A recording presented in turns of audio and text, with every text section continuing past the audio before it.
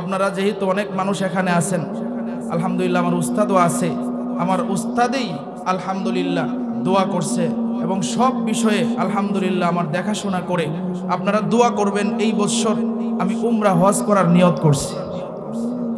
আল্লাহ যেন কবুল করে। আমার উস্তাদ আমার জন্য দোয়া কইরা দিয়েছেন, আমার উস্তাদেই ইনশাল্লাহ আমারে নিয়ে যাবেন। আমার উস্তাদ বলছে ইনশাল্লাহ তোমাকে মক্কা মদিনায় নিব।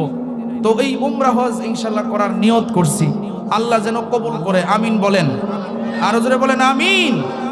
তো ওই হাজী সাহেব আসছে, আইসা বলে যে হুজুর উমরা হজ করে আসছি। আমি বলছি ভালো, কি কি দেখছেন? হুজুর আপনারা যে ওয়াজ করেন আবু জাহেলের কথা কন, এই আবু জাহেলের বাড়ি দেখে আইছি। আবু জাহিলের কি দেখে আইছে? আমি বললাম কি দেখছেন? হুজুর কইেন না, আবু জাহিলের বাড়ির মধ্যে খালি বাথরুম আর পেশাবখানা, বাথরুম আর পেশাবখানা। আমি কইছি কি করছেন ওই জায়গায়? হুজুর কইেন না, যখন দেখলাম আবু জাহিলের বাড়ি